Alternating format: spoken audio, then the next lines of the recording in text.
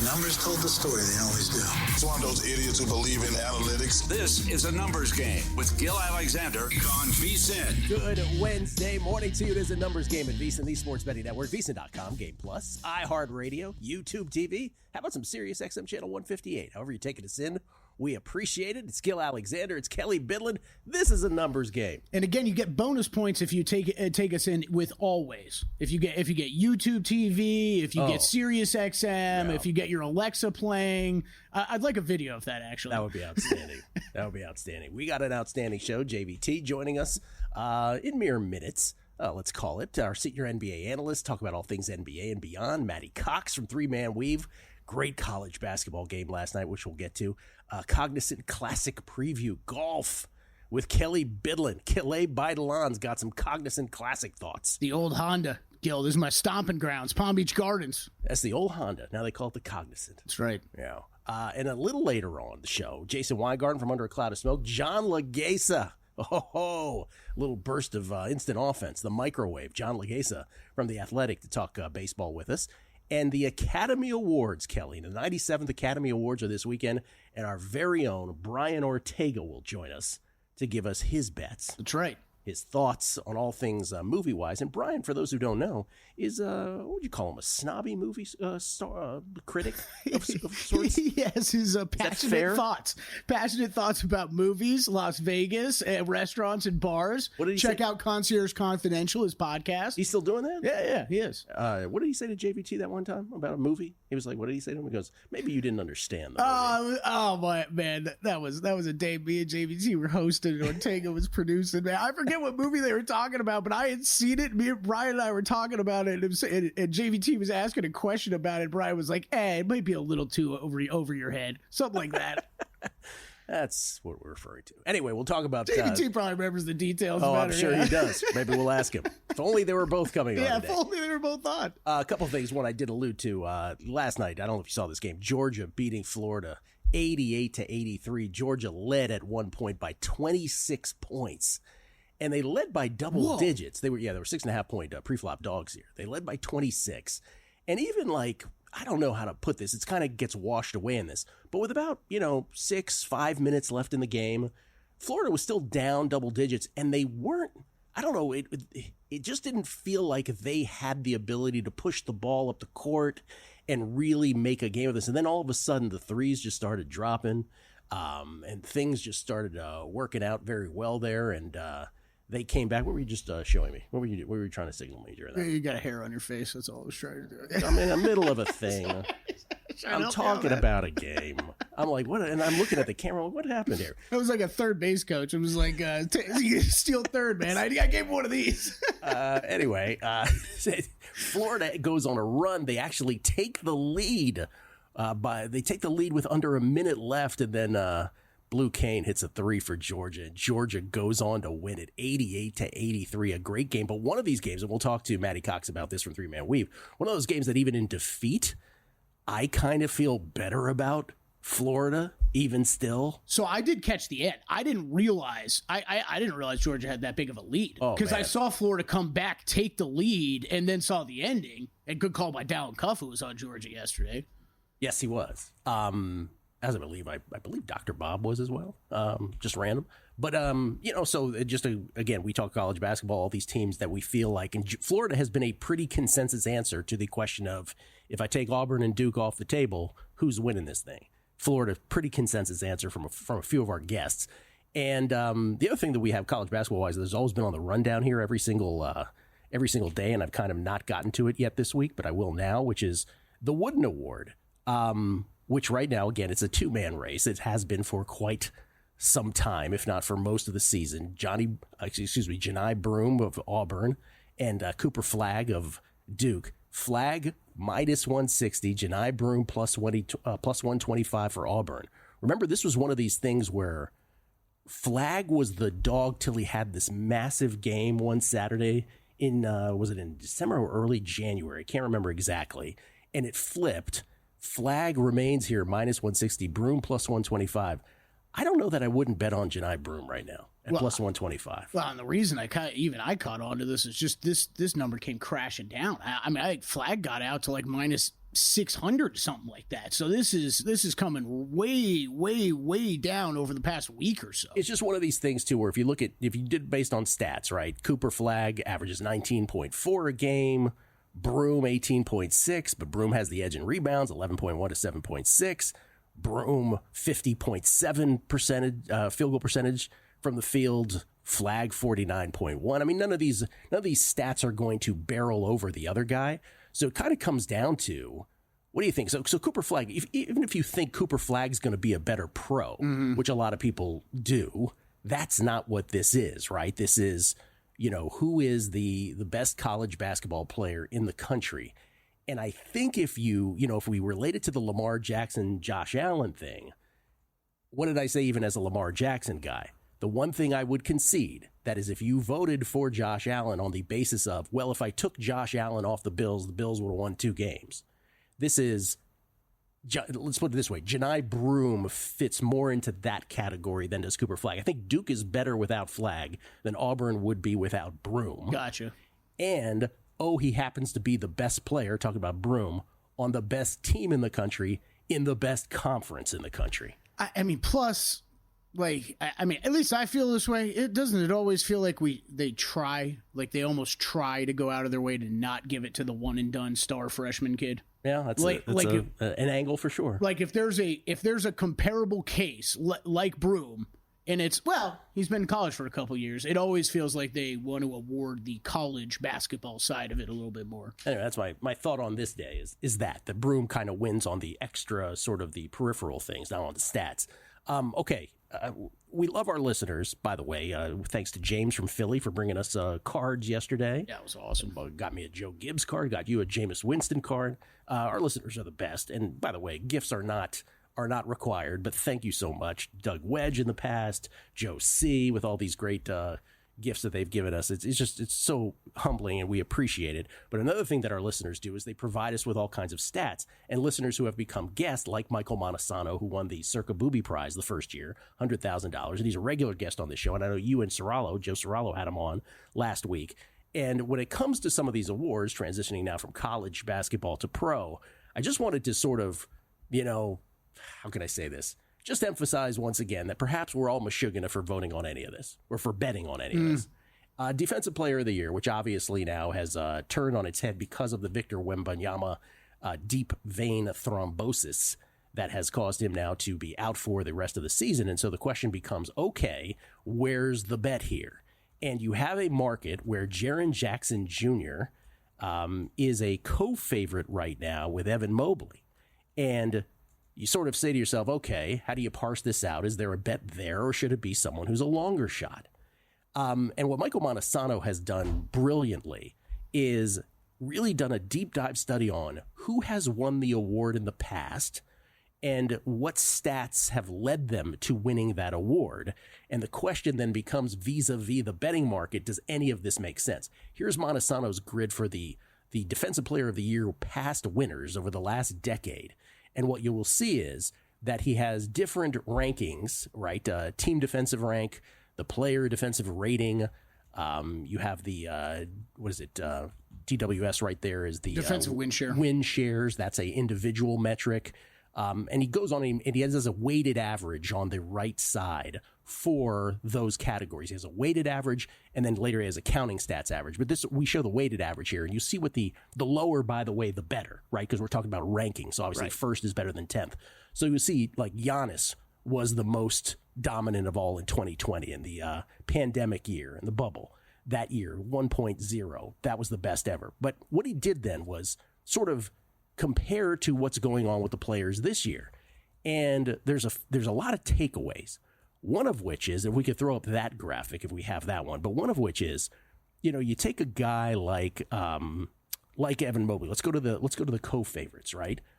Right now, Evan Mobley, if you look at his numbers right there, those are unbelievably similar to what he has had in past seasons, right? It's basically the same scoring rank. That's the weighted average ranks in the second column. And the same counting stats, defensive rebounds, blocks per game, steals per game, as he did last year, right? Little better scoring rank this year, perhaps. But last year, he received no Defensive Player of the Year votes. This year, he's the second favorite, even a co-favorite. And then when it comes to Jaren Jackson Jr., his scoring rank and counting stats when he won Defensive Player of the Year 2 years ago compared to this year, kind of hilarious. It really is. It's not an improvement. If anything, it's just, maybe even a tick worse in some cases. So those are the co-favorites. So based on the numbers and based on Montesano's deep dive, it makes no sense whatsoever that Mobley and Triple J are your co-favorites in this category.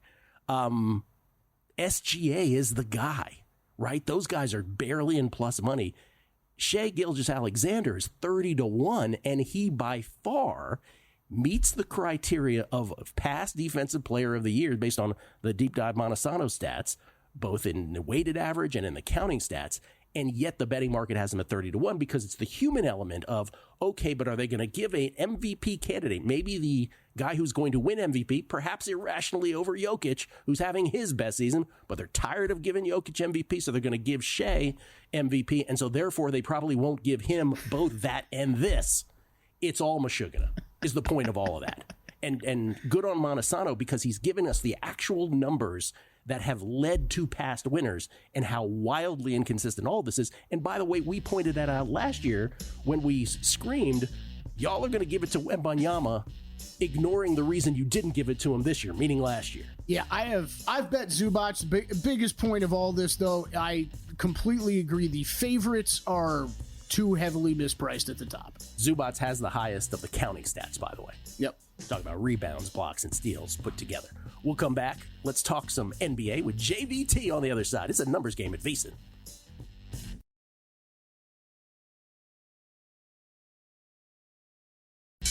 A numbers game on VSiN, the sports betting network. Want to bet smarter? Start with Smarter Insights. Right now, you can check out articles like Adam Burke's AL Central team previews. Love that. Greg Peterson's best bets in college hoops, Wes Reynolds' Cognizant Classic preview. And later today, you can check out Zach Cohen's best bets in the NBA, Jonathan Davis's best bets in the NHL, and Tyler Shoemaker's men's and women's college hoops best bets. All of that at vsin.com. To access it all right now, you can sign up for as little as $9.99.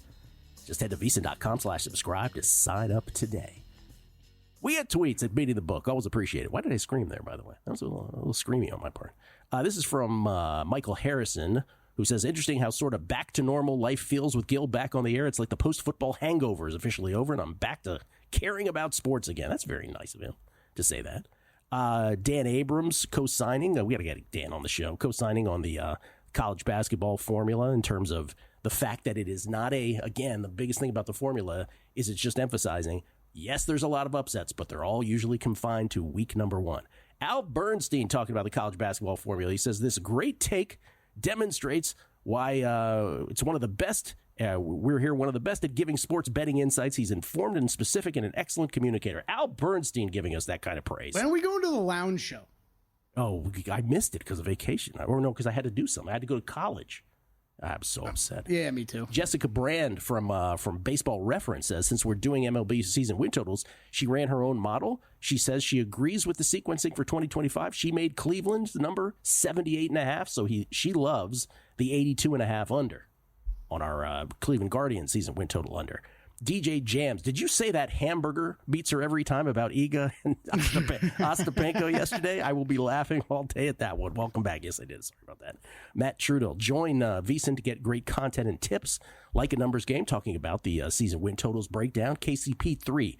Gilly, please be more thorough explaining your picks. You just seem to get them from thin air. Awesome stuff talking about the extended season win total explanation. And then Newmania. Gil, for whatever reason, YouTube TV decided not to record the show for me yesterday. I had no choice but to subscribe on podcasts, and I listened that way. Guess now I have a backup. There you go.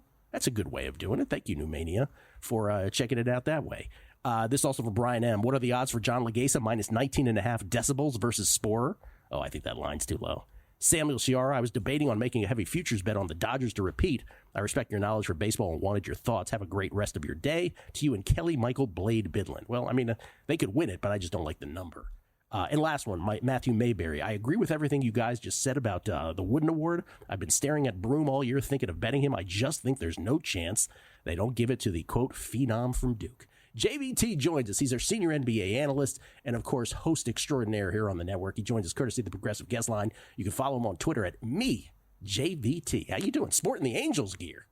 Yeah, man, this is a good time of year. I'm excited. Baseball season, obviously, spring training has started. Hope is abound for every single franchise except for the Anaheim Angels. So very much excited to watch our ace, Yusei Kikuchi, guide us through a 69-win year. I'm very excited. Wow. This is the most cynical I've ever heard you about this team. Is Kikuchi really the best pitcher on the roster? Hey, No, I mean, he's up there, but I don't think he might be their best. I think they got some guys with some upside, but I am being somewhat cynical with the way the year's looking. Yes. You teased us off air by saying I have a baseball futures play that you all can laugh at me about. Please do tell. Yes. So, and this has to do with the Angels. So maybe you can get where I'm going here. And we have not really seen this happen over the last 5 years. I'm going to bet on Mike Trout actually being healthy this year. You can find him at 66-1 to lead the league in home runs. And my bet is just that he's going to have a healthy year. Gill, and you saw the start to the year that he had last year. In just, what did we talk about? 29 games, 126 plate appearances. He had 10 home runs. He looked absolutely phenomenal. And then, of course, he gets injured. We only see him for those 29 games. But if I get Mike Trout, who's moving to right field, maybe it's a little less impact on his body, maybe he actually stays healthy, I think there's a better shot than not that if I'm getting a full season of Mike Trout, that he should be 66-1 to win the home run title. So this is literally all it is. I think Trout might have a shot at being healthy, so give me 66-1 to lead the league in homers. All right, I'm not going to laugh at that. There is a possibility that we have another MLB guest coming up later that has a pro Mike Trout bet as well. Oh, yes. You know what? It's so funny you say that, because as he was saying that, I was like, did you text me JVT's pick or someone else's later? Oh, there we go. All right. Yeah. By the way, just a stat for everybody. Again, I'll ask Kelley there. Give me the year when you think the last time was that Mike Trout had 500 at-bats. Oh, I know what it is, so I don't want to... Tell us, JVT. 2016. Exactly right. Yeah. I mean, I knew that. I totally knew that. I keep track of this stuff daily. That is I prep for my shows like this all the time. That's unbelievable. That is wild. Yeah, dude, it sucks. And I think I don't want to get into the minutia of Angels baseball because nobody cares. But I think there's a real question to be asked as well about this training staff and the way they've handled guys. I mean, for a while, if you remember, Gill, like they were torn UCL Central. Like they had pitchers almost every single year go down with that injury and having to deal with Tommy John. Obviously, Mike Trout has had a lot of health issues, so you wonder if maybe it's the way they handle their players. And Trout finally maybe taking a small step back. I think he should DH, but he's at least going to right field for less impact. So we'll see if this is going to help. But they do have some real questions that handle their guys because, like you guys know, like this has been a team ravaged with injuries, not just elbow injuries. Almost every single year, you're watching a AAA team. By the time you get to the end of the year, at some point you've got to look internally and ask what's going on. Well, the Tyrod Taylor Chargers doctor needed a job, so like, come on, man, he needs a job. They were responsible for Herbert getting in the lineup. Still such a crazy story. Puncturing Taylor's lung. That's the only reason why we got to see Justin Herbert that early. Okay, by the way, when JVT says 69 wins cynically, it's barely cynical. Their season win total is 71.5, it should be pointed out. All right, NBA. Luka, last night. Any reaction to that performance at all? I mean, the Lakers are the greatest team ever created. They're going to win everything, right? I mean, look, I think that I said this yesterday, and this still holds because it was just the Dallas Mavericks who are very injured and very thin. I like how with these big brands, when they get big names, we tend to forget all the other stuff, right? The fact that this is a team that, guys, we watched over the last 2 weeks also get blown up by the Jazz and lose to the Hornets. So, like, we should wait to see because this schedule really has not been great, but it's really going to start to ramp up here in the next couple of days.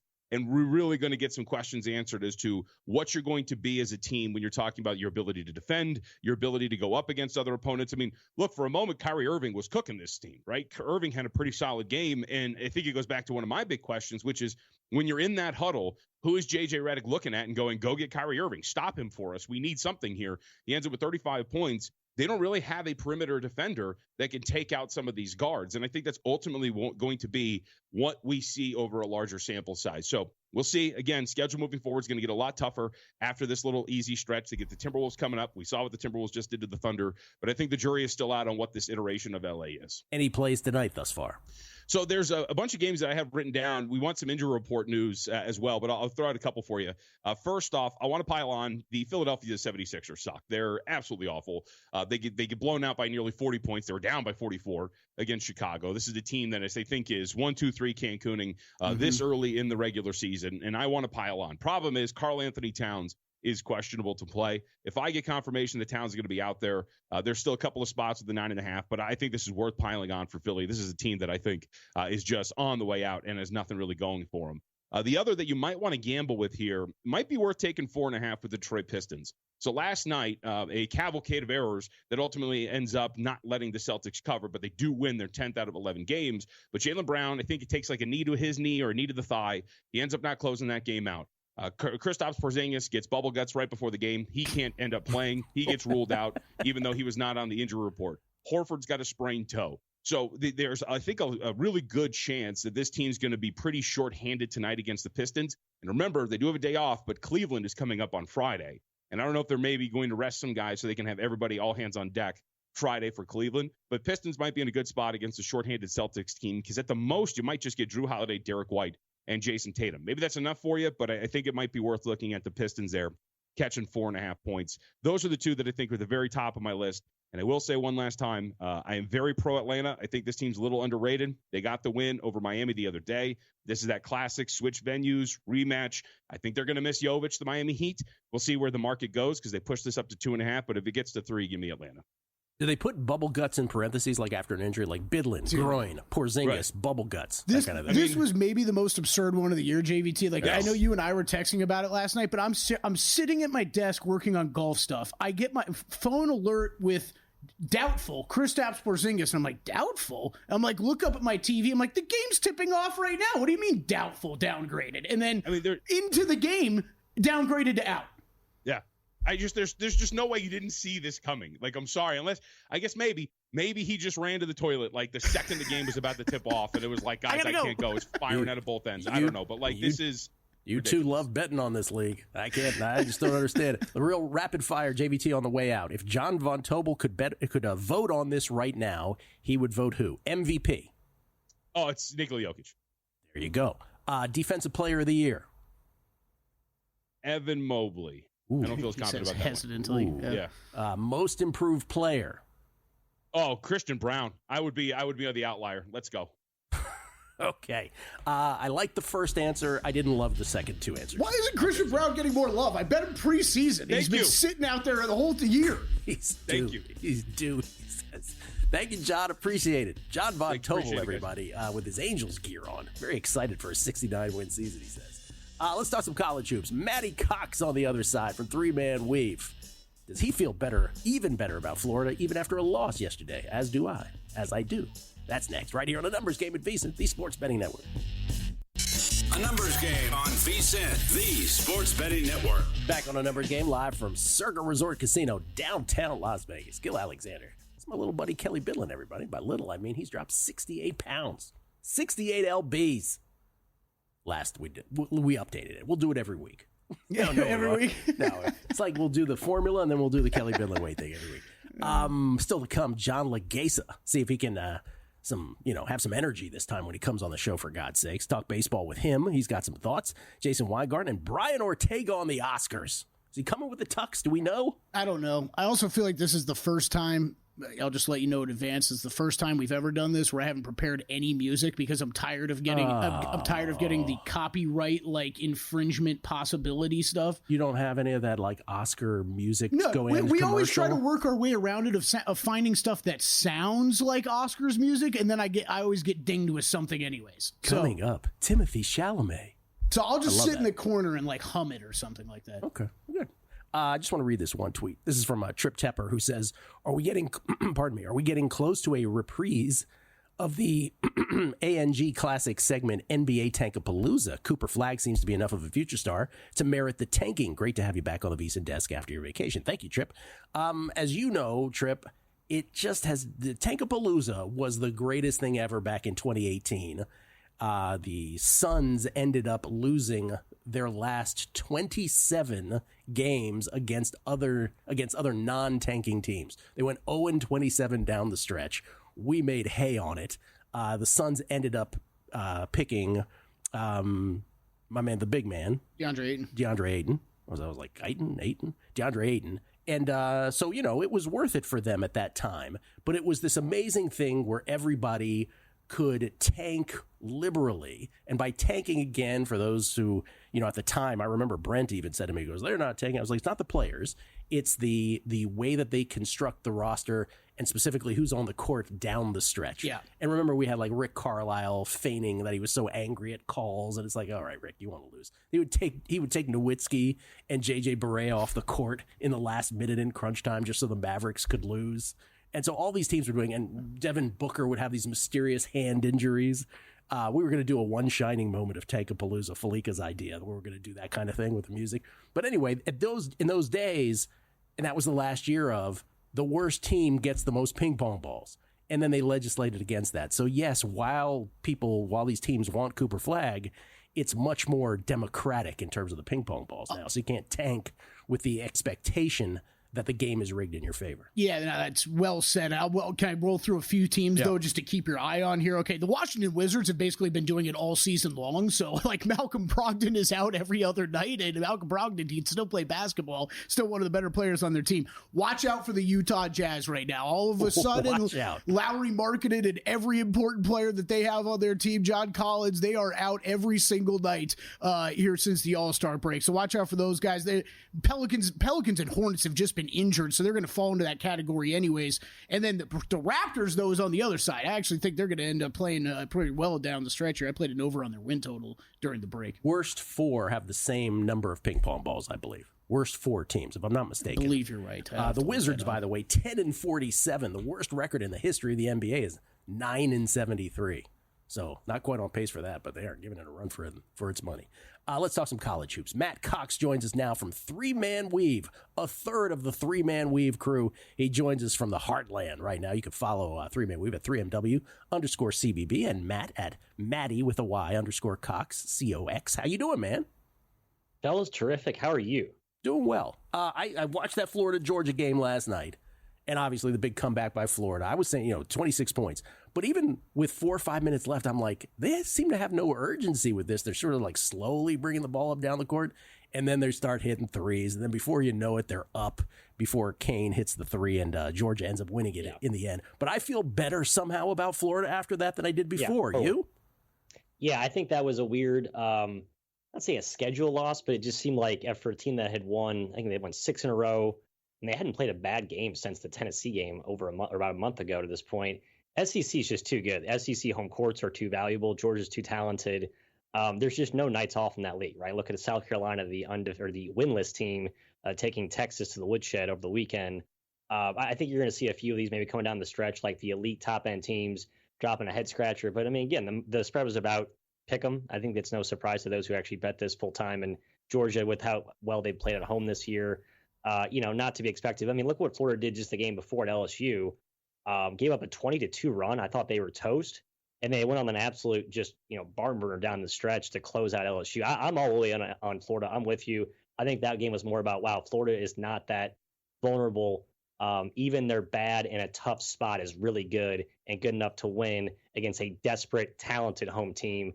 I think the Gators are in like that Auburn elite tier right now. Yeah, if I said to you, okay, how many teams, and I've asked this in different ways of other people, but I haven't of you, how many different teams right now could you see winning it all? Obviously, we don't know the brackets yet for March Madness. Right. But give me your list. I think the list is Duke, Auburn, Alabama, Houston, Florida, Iowa State, and I got St. John's sort of on that cusp. As well.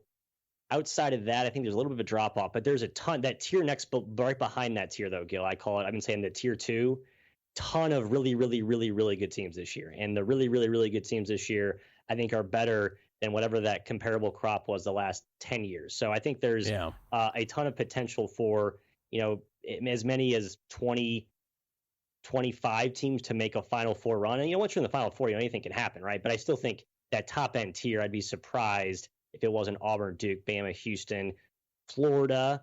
Iowa State, and I think Tennessee's probably in there too. I was going to say, interesting that you included Iowa State. I was about to say interesting that you didn't include Tennessee, but you just did there at the end.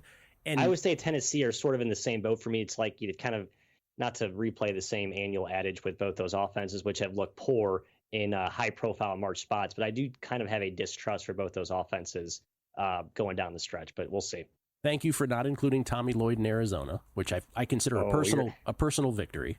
Over the you're going to hate my bet tonight, then, Gill. I got one best bet for the viewers, so yeah, just to tip my hand. I know. You can stay away from it. Before you get to that, though, the last thing about that is I'm glad I was surprised you included Alabama. You still think they have a shot at this? Yeah, so Nate Oates keeps promoting his team's defense, but a lot of their defensive issues are when they're up in games like 10, 15 points. At the pace they play at, I just think they naturally take their foot off the gas.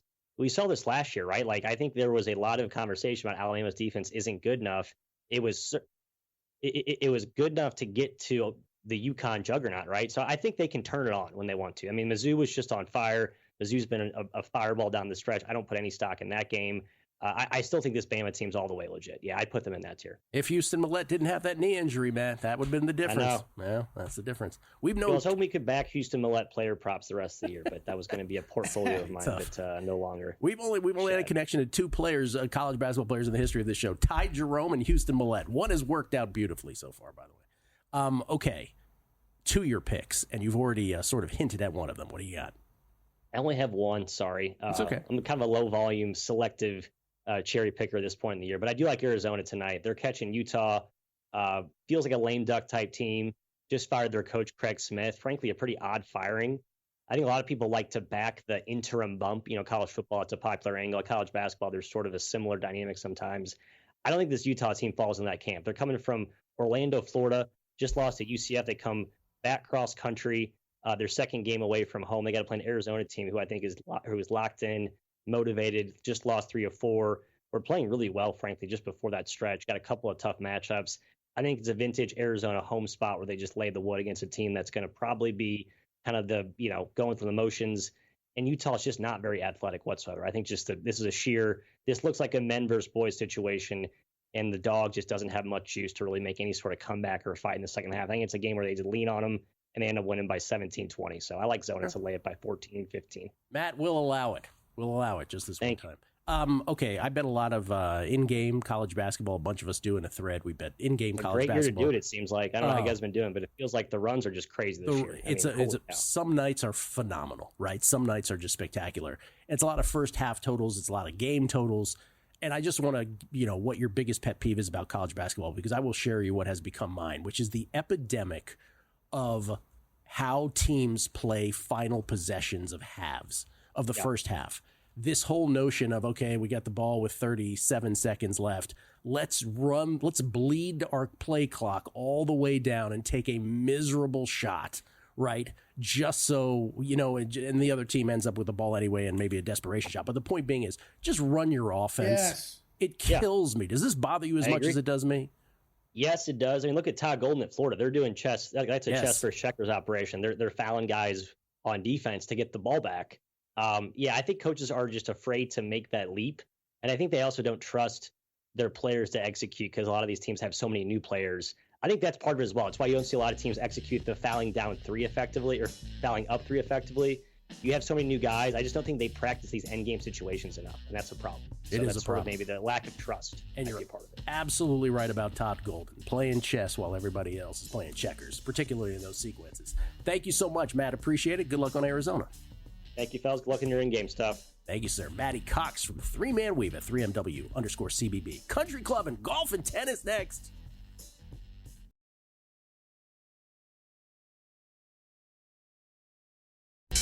A numbers game on VSiN, the sports betting network. Don't take a swing in the dark. Step up to the plate prepared with VSiN's MLB betting guide. Yes. Get expert tips on how to bet baseball, including a stats glossary to help you break down key analytics. Dive into awards market analysis for MVP and Cy Young. Gain a player's perspective on evaluating pitchers from former MLB pitcher Jensen Lewis, co-host of By the Books with Dave Ross. From advanced metrics to sharp betting angles, the VSiN MLB betting guide is your ultimate playbook for the season. Avoid strikeouts at the sports book. Become a VSiN Pro subscriber today for as low as $9.99.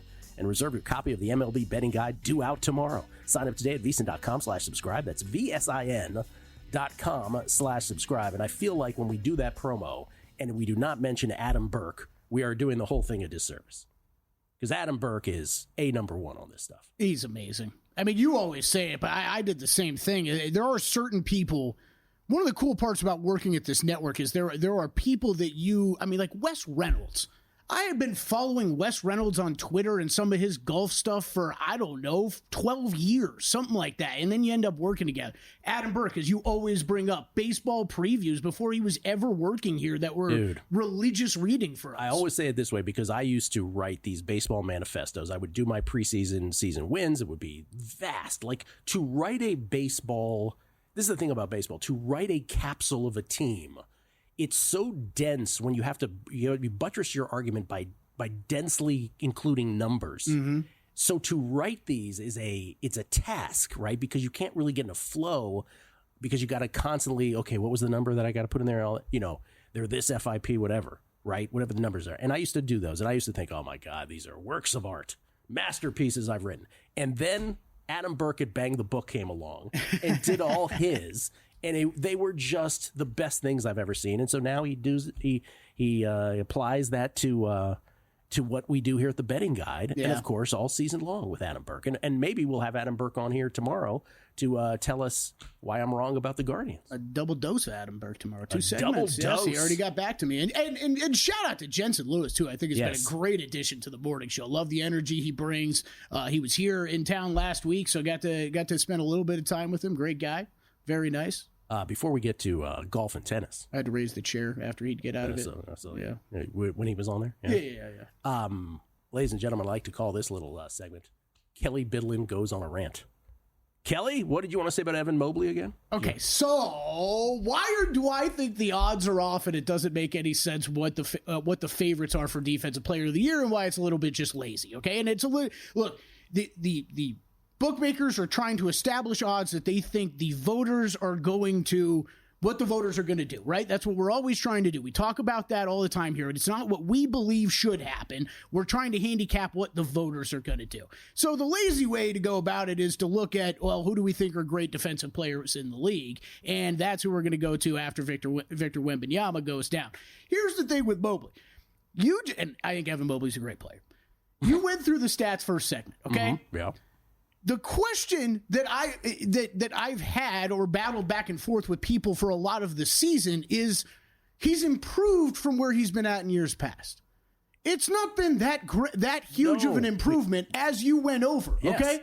And when you look at the most improved player odds, you're going to find Evan Mobley at like 40-1, like fifth player down the board. As it should be. As it should be. That makes sense. So how do we translate that to him being the second or co-favorite in the Defensive Player of the Year award? Yes. This is why Montesano was pointing this out. How is he a co-favorite? It makes no sense. Both these guys are too short. As you went over Jaren Jackson Jr., he's gonna, he might win it, and it's just gonna be the cop-out winner. It's gonna be the Marcus Smart sort of year where it's, hey, we had planned all along to give it to Victor Wembanyama. Now let's just find the best name that we know is a good defender and give it to him. Oh, by the way, Dort, who's 10-1, if he wins Defensive Player of the Year, it would be the lowest average rank and lowest counting stats since Marcus Smart won it. The Thunder stuff is so tough. Montesano's done such a great job with the numbers, and it's just, I don't know how you quantify Dort with all of it, though, because it is tough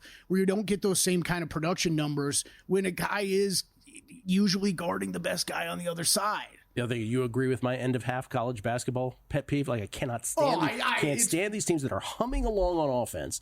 They 35 seconds, one shot, and inevitably, with like 3 left on the play clock, they hoist up some ridiculous 3 that has no chance of going in. Just run your offense. It is one of the things about college basketball that really pains me because it happens in the NBA too. It's a basketball thing overall of just, hey, we need to take time off the clock. But in college, Like in the NBA, I told you on the break, in the NBA, there's a dude like Kevin Durant to bail you out at the end of a shot clock, taking a fadeaway jumper that nobody can defend, right? In college, these coaches have way too much confidence in their kids being able to execute with 8 seconds left on the clock. Like, no, you got to work your whole offense and find an open shot, not just have some Jimmy or Joe in the corner launch up some three that has no chance and never would have. And that, ladies and gentlemen, was Kelley Bydlon goes on a rant. Now it's time to go country clubbing.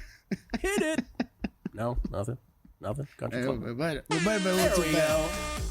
Oh, yeah. It was just very entertaining with the rant. Well, let's bring that music up, man. There we go. There we go. I always I find someone new to spot in this open every time. The guy, I like the background extras. The guy's got great hair, though, on the right. That is the worst club I've ever seen in my life. Empty. Okay, tennis. Yesterday, we had 3 tennis picks. The first one, Juan Manuel Cerúndolo, lost in the third set tiebreaker. Oh, that's fun. That never happens to you. No, never. Then we hit on Magdalenette. She ends up winning in straights. And then the third match was Federico Correa plus 116 in Santiago. That's on clay. He's up a set, and then the rain came. So we're up a set, still valid today. Then overnight on the tennis picks, again, all of these available at VSiN.com/picks. Every host, every guest, every sport, all the picks for subscribers at VSiN.com/picks. It pays to subscribe for picks alone because you also get, typically in tennis, we get a lot of CLV on this stuff. And we had 2 overnight. Marin Cilic plus 123 already won his match. So plus 123. We had a hard court in Dubai last night. And the one remaining is on the ladies' side. This is later today. Maya Joint plus 104 is where I got her against the Croatian sensation Donna Vekic.